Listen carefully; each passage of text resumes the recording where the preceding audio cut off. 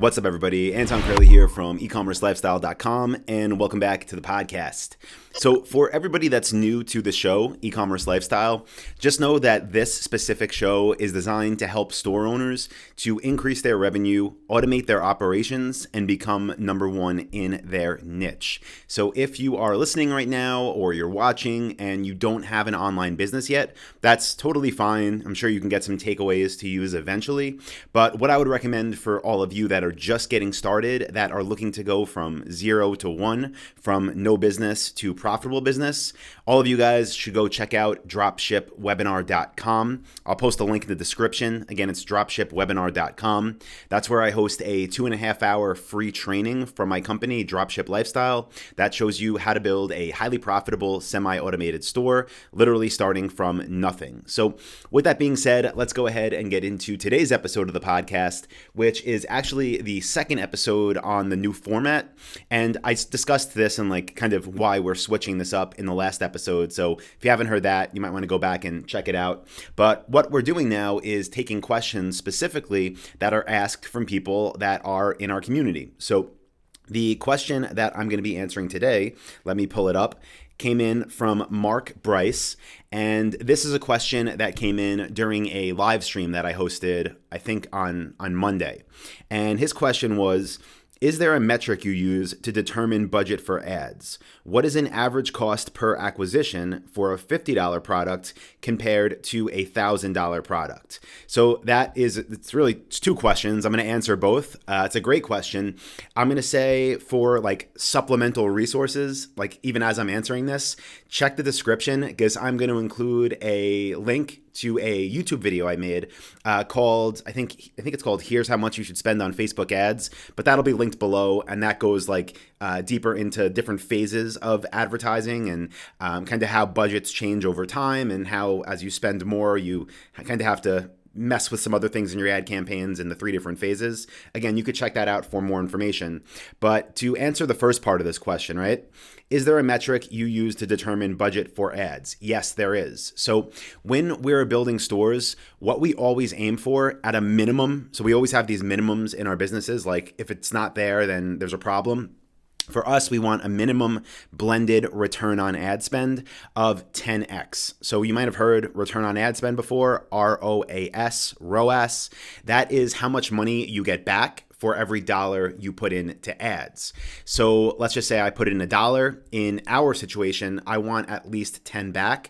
But remember, this is blended. So that's overall between our Facebook remarketing ads and our Google shopping ads and our YouTube ads and our Google Display Network ads and our Bing ads and our Pinterest ads. All together, I want to be able to maintain a 10x return on ad spend month over month blended.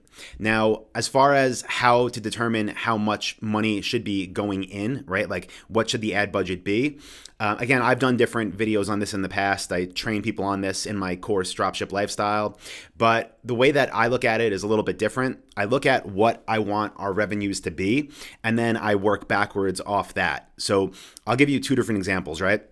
Let's just say you were building a brand new store. Okay, you're starting day one, and you're like, you know what? My store, let's say the first month, you do the work, you build your website, you upload suppliers, you optimize for conversions, and now month 2, you're ready for traffic, you're ready for sales, and you say, okay, my first month that the store is actually functional and operational, I want to do $10,000 in sales. Okay, so what did I just say? We want at least a 10x return on ad spend. So my advice to you would be work backwards off that 10K and say, I'm willing to spend up to $1,000 this month to get the $10,000 in sales. So that's how we figure out ad budgets.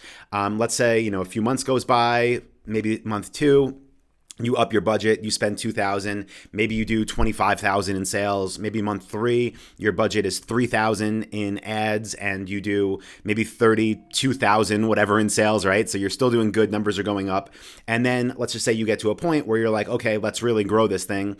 And the goal would be as the next big step, you're spending $10,000 a month in ad cost and you're doing more than $100,000 a month in ad cost. Because remember that 10x return on ad spend is a minimum. minimum. So the way that we determine ad budget is based on how much money we're looking to do in sales, and that 10x, remember, is a minimum. There are situations normally earlier on as your ad budgets are lower where your return on ad spend could be well above 10. So don't think like, don't think like that's perfect, right? Because again, like as you're spending smaller and smaller amounts, even into the thousands and thousands of dollars a month in ads, you should be able to beat 10x return on ad spend every month over and over and over. So that's how we determine budget for ads.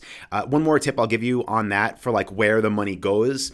When you're first starting out, I recommend taking 90% of your ad budget, whatever that may be. Let's just say, again, it's $1,000 for a month.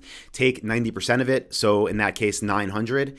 Put that all into Google shopping ads, to Google product listing ads, and then take 10%, the remaining 10%, in that case, $100, and put that into Google dynamic remarketing ads. So for all the people that are coming to you from Google that don't buy, when they go on Facebook, they'll see your remarketing ads, and that'll be 10% of your budget. Now, to answer the second question in this question, it said, what is an average cost per acquisition for a $50 product compared to a $100 product? $1,000 product. So 50 compared to 1,000. So I'm sure like if you had all the data from every e-commerce store in the world, you could find an actual average. I don't think that's possible. But what I'd say is no matter what kind of price range we're in, I'm always willing to work off that 10x rule. So if I'm selling let's just go to this example, right? Okay. Let's say my goal is $100,000 in sales in the month. Then I tell myself, okay, I'm willing to spend up to $10,000 on ads to get that 100K in sales. 10x return on ad spend. Well, if my product's selling for $1,000, then I only need to sell 100 of them, right, per month to reach my 100K goal. And with my $10,000 budget, I can spend up to $100 per acquisition. So with the $1,000 product example, if my goal was 100,000 in sales for a month and I had that 10% return on ad spend goal, then I could spend up to $100 per acquisition. Again, the goal is lower, and it will be lower when you're first getting started, assuming you set up your ads correctly, but that's at scale. So as you scale up, you want to be able to maintain that 10x return on ad spend. And the way I think about it is, let's just say in the beginning, you're selling $1,000 products and you can acquire customers for a $60 CPA. Okay, great. But you're limited because you might be maxing out your budget every day, every week, every month. So then you bump up your budget a little bit more, and now you're getting more traffic, more sales, but they cost you a little bit more to acquire, but you're making more at the end of the day because you have more sales, more revenue, more profit. So it's worth that higher CPA. And that's kind of the game, right? We'll keep bumping it up, bumping it up, bumping it up until we just dominate ads for that product, until we get what we can assume are all the sales from Google, and until our return on ad spend isn't 10x anymore. So keep that in mind. Now, let's look at this the other way for that, what was it? You said $50 product example. And let's just say we had that same goal. You wanted to have $100,000 in sales for a month. You were willing to accept a 10x return on ad spend. Well, at $50 products divided by your $100,000 sales goal, that would mean you have to sell 2,000 units. So 2,000 products in a month at $50. Now, when you look at how much budget you have to acquire customers there, take your $10,000 ad budget for that month, divide that by the 2,000 orders that you need in that month at $50 each, and what you're left with is a $5 CPA. So you can spend $5 to acquire a customer.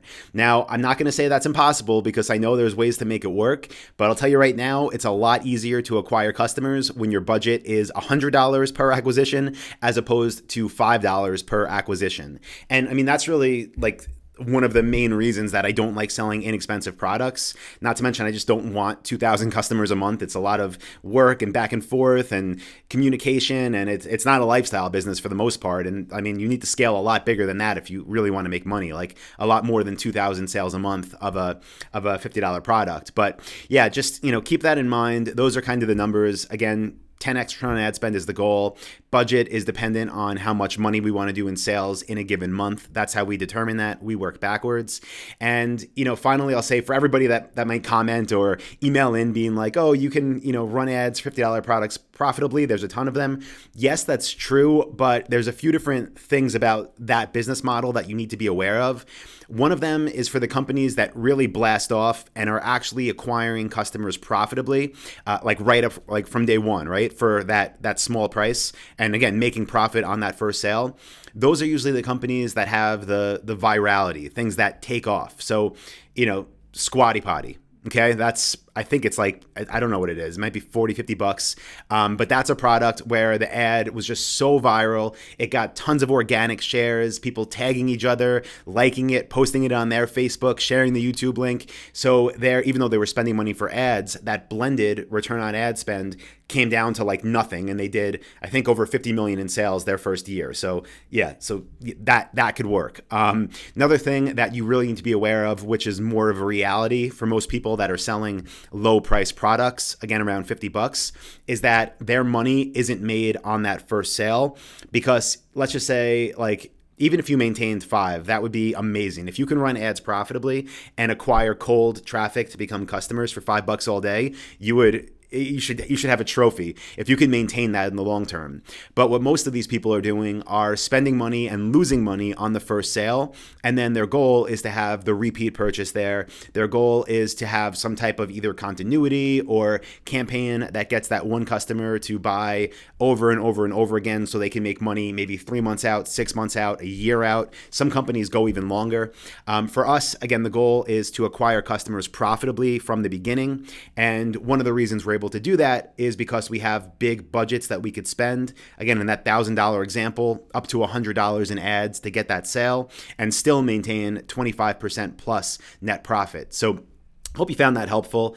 And guys, in general, if you like this format of episode, kind of the more informal Q&A, definitely let me know. And I mentioned this in the last episode, but if you have any questions for me, go to eCommerceLifestyle.com, click on contact, and you can submit a question through there. And also, while you're on the website, we have almost 200 episodes now with all of the transcripts, show notes, videos, if applicable, all on eCommerceLifestyle.com as well. So definitely check that out. So that being said, guys, thank you for tuning in. Hope you got value. If you did, please help us by leaving a review on Apple Podcasts. It means a lot, helps the show get out there. And with that being said, guys, I will talk to you in the next episode. Hey, what's up, guys? Anton here again, and I hope you got some real value out of that video you just watched. If you did, you should definitely check out this one or this video right here. I do 2 new ones every week. You'll see a subscribe button right here. And if you want my free training that is 2.5 hours long of value with 237 niches, click this button right down here. It'll take you to where you need to go.